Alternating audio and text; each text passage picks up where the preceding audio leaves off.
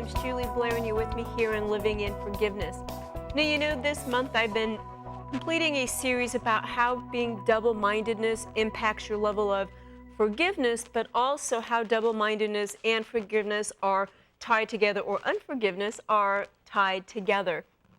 And so I'm going to be continuing in this series today, and I just want to say thank you for joining me. If you're in Dallas, if you're in New York, we come to you live, New Jersey, and those of you around the world, I just say thank you and welcome. You know, when we look at how double-mindedness has an impact on us, it does a lot more than I think most people recognize.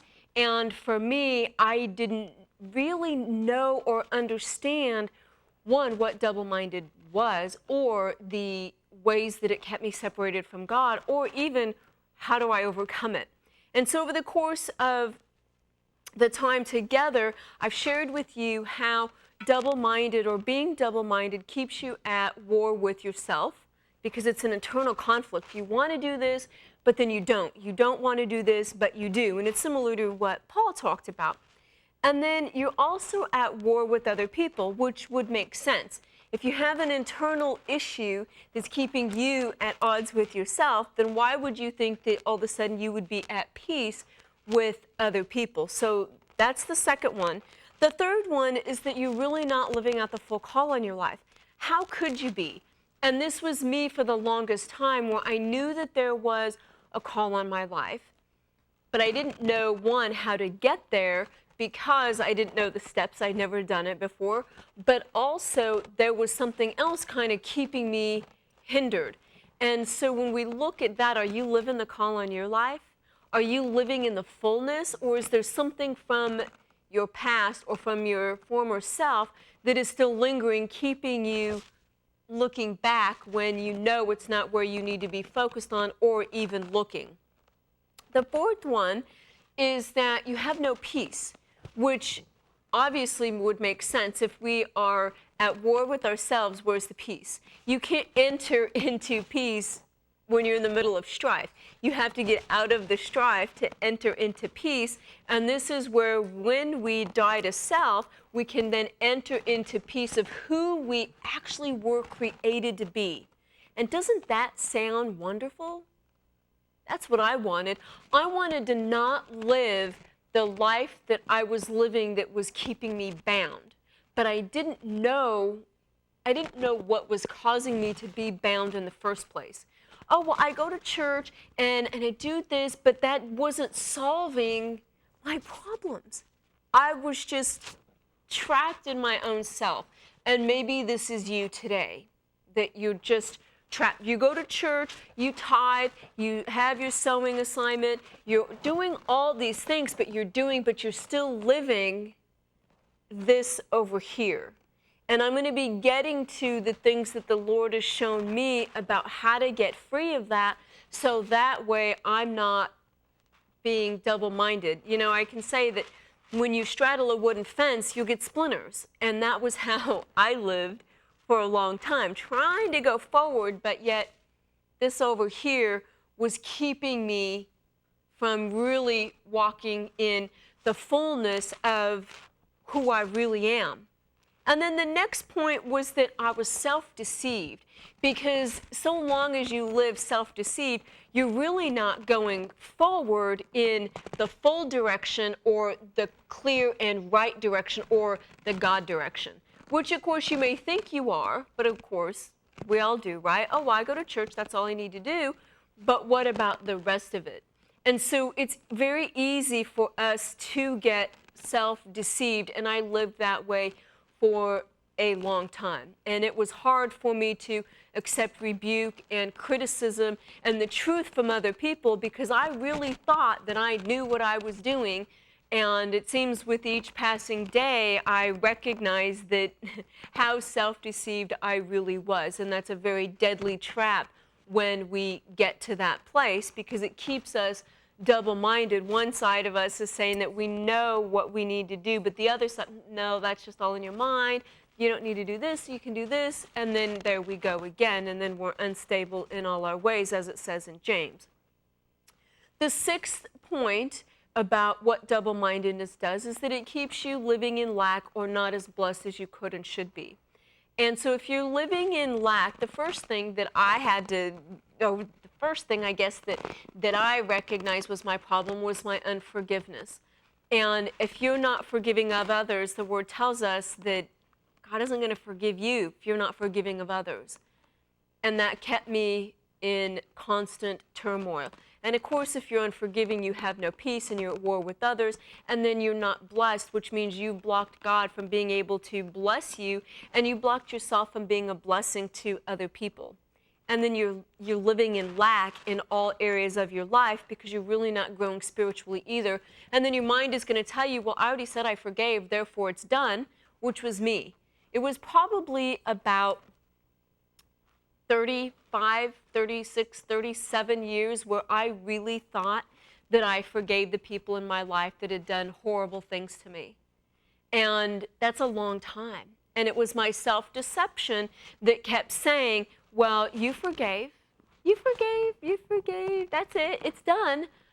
But it wasn't until I could see what wasn't in my life, blessings, living in the full, all of these things that, oops, once I forgave, it started changing, and then I could see how much unforgiveness played such a big part in my double-mindedness. And then the seventh one is that it kept me separated from God. Because if you want who you really were created to be, then how close can you get to Him? And there is so much more that He wants to give you. There's a whole life waiting for you. But you know what? We have to lay ourselves down in order to get there. And that is the dying to self. And that is a really big and challenging task, but one that when you get to that place and you say, I am so ready to give up me and to me to die, it will change your life. It did mine in ways that I can't even begin to express in all of the time that we have here. But I know the life after, and I know what I was before. And so when the Word tells us that you cannot put old wine in new wineskins, it makes much more sense. When you try to run the real race, as Paul says, run the race and get to the finish line, well, if you have your former self holding you back, one, how fast can you run? And two, will you finish? I want to finish my race, don't you? Don't you want to get to all of it? What are you waiting for?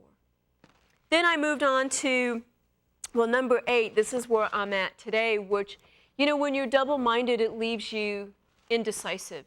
Indecisive about many, many things. And if you stop and think about how many decisions you make on a daily basis, how many do you make? Let's say you wake up in the morning. So first there's a thought, do I even want to wake up? But then when the alarm goes off, do I want to get out of bed or do I want to hit snooze? If you hit snooze, how many times do you hit snooze? If you wake up, what's the next thing you do? Do you pray or do you just get out of bed? Or do you use the restroom first? Do you get breakfast? Do you shower? What is the order that you do those things? And some people are like, well, I don't know what I want to do. It's too early for me to be even making decisions. Are you even able to make a decision until you've had your coffee? Many people are in that mode. I don't drink coffee, so I don't know what that's like. But many people operate where they're not even able to make a decision until they've had their coffee. And then let's just say that we've gotten that far. We've gotten ourselves in a position where we've made enough decisions to get out of the house. So now what? Well, what route are we going to take to work? Which subway is going to not be the most crowded, or does it really even matter? It's New York City. But what route do we need to take to work and what time? Or maybe we've already missed the train because we were stuck in our decision making earlier. And so we can see how that indecisiveness, one, steals our time, steals our joy. It keeps us separated from God. It keeps us living in strife with ourselves. And then imagine what that does to other people. Maybe you're in a relationship with somebody who is extremely indecisive. How does that impact that relationship? And so we can see where the impact of indecisiveness is a symptom of being double-minded. But when we take a look here, Matthew 6:24, and it tells us, therefore, let me see, 24, no one can serve two masters. Right there. So are you trying to serve two masters? Either he will hate the one and love the other, or he will be devoted to the other and despise the other. So when we break this down, and of course it continues on to say you cannot serve God and money. But let's take a look at this. First of all, you can't serve two masters. So in other words, pick. Your choice to make the decision today. Just pick. It's really that simple. Life or death. Just make a decision. And sometimes that's just hard for some people to do, but just make a decision. Okay, so we got that, right? You can't serve two masters. But now either he will hate the one, so most likely once you start getting in the word and out of the word, you're going to start to love the word and you're going to start to hate the world because you'll start to see it for what it really is. Or hate one and love the other, or you will be devoted to the other and despise the other. So where is your devotion? Where your heart is, your treasure will be. So where is your devotion? If you are stuck where you go to the church and then the bar, where are you? Double-minded. Choose one. Choose life or choose death. It's very, very simple. But yet we tend to miss out really how simple it is, which means that there's something below that double-mindedness keeping us living in that mindset. And that was me. There was a lot more that was keeping me living this way than what I ever really recognized. And it took, oh gosh, it took a long time for me to see and understand what it was that was keeping me there. But once I got free, it changed. I could see all of the things that had occurred in my life and where I started being double-minded and where and how it impacted my life. Now I can continue on to James 1:7. And so this verse here tells us a whole lot as well. I like going into the word, but then I like also writing it because I wear glasses, but they'll give you a glare. So James 1:7, that man should not think he will receive anything from the Lord. He's a double-minded man, unstable in all his ways. So this is kind of an interesting thing. That's James 1:7. How often are you thinking that you should just be getting something just because you're you and God should just give it to you? Because after all, God just created you to be happy, happy, happy, right? Because that's just it. Never mind that you were created to serve him for his purpose. It's just all about you and your happiness. And so we look at this, okay, the man should not think that he will receive anything from the Lord. But yet we do.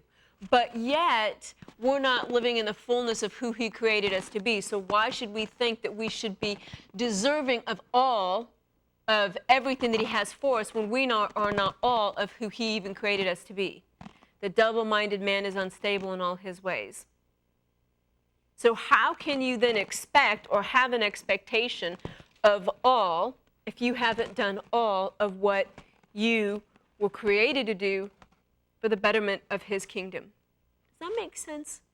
See, I didn't get that for a long time. I didn't really get how I was double-minded. I just thought I was just one-minded and opinions here and here and here and here, and sometimes my opinions got the better of me and got me in trouble, and sometimes they still do. And are my opinions correct? Not all the time. I'm used to that too.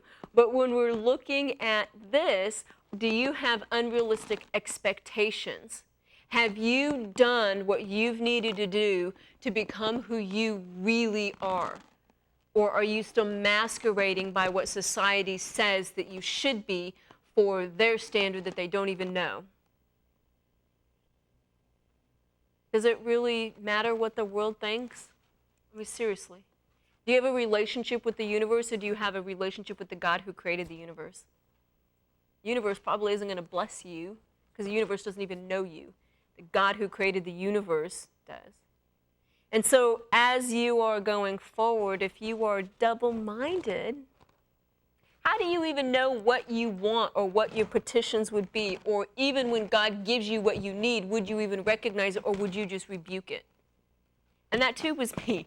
God will give you what you need, but if you don't even know what you're asking for or what you think you need, or when he gives you what you need, you just, no, I don't need that. No, that's not the husband I prayed for.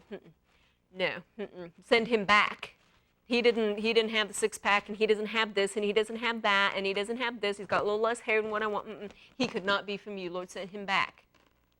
Right. But doesn't the Lord know what you need? So you see how double-mindedness plays a part? And people will say, oh, God just knows my needs, so therefore I don't need to pray or ask or let my petitions be known or anything else. But the funny thing is, most people that I've met ask Jesus to come into their heart. Isn't that kind of a curious thing? You ask for it, which means you let your request be known, right? You asked. You didn't just sit there and expect, oh, well, he's just going to come and save me just because he knows that I need saving. He already knows that. But the Holy Spirit's a gentle person. Gentle. Holy Spirit is gentle.